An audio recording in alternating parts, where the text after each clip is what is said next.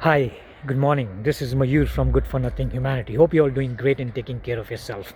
If you're from sales or a sales manager who is managing a team, or you're from sales leadership team, it is very important to understand why some of your customers or qualified customers do not buy product and service from you when they are at the bottom of the marketing funnel.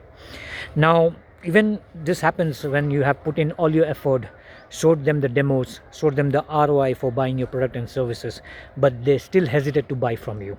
Now, most salespeople think it's a price, it's about features, but that is not the case.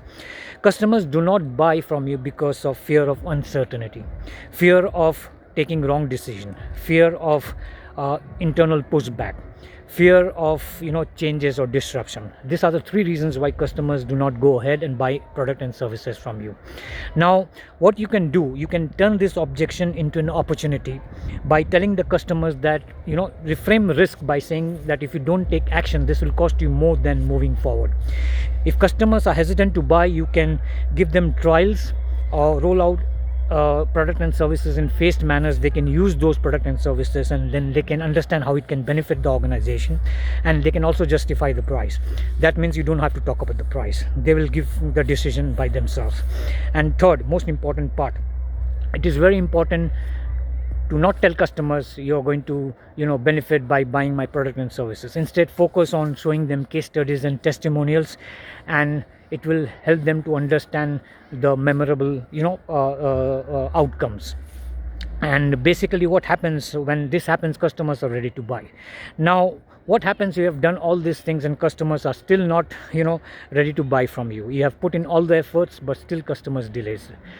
I'll be very blunt. Don't try to chase them. Don't try to put pressure on them. Instead, focus on those prospects who are ready to close the deal. Instead of that, you can use those deals which are not closed, add them to newsletters and send them regular updates about your product and services. That will help the customers to keep you in the top of the mind. And most important part here is that you never try to take the decision on behalf of the customers. Listen to the customers, listen to what they are not saying, okay? And that is very important. Do a lot of need analysis, ask the right question to unlock answers which you might have not even dreamed of in your sales life. And most important part, how you're going to take the decision is based on when the customer takes the decision to buy product and services from you, and that will help customers to stick to your business. That is how sales is done. It is not about price and features, because salespeople think if they talk about price, they give discount, customers are going to buy from you. If they talk about the features, it will help them to differentiate the product and services from your competitors. But that is not how sales work. That is not how customers buy from businesses. It is, they buy when you remove the fear of uncertainty. And most importantly, if doing all this thing and still customers do not close, I'll be very blunt by saying that stop chasing those customers, add them to your newsletters, and most important part, get in touch with them on a regular basis, but don't pressurize them.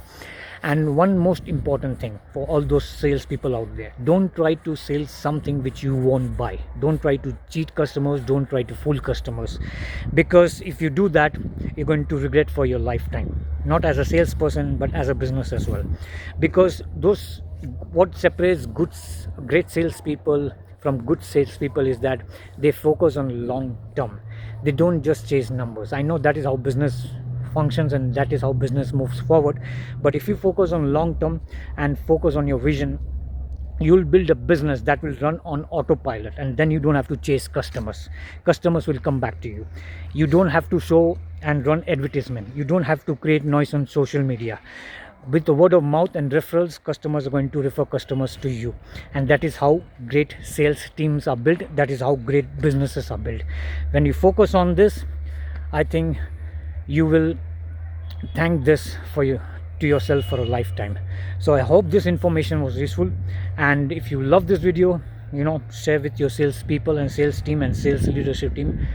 Until then, keep punching.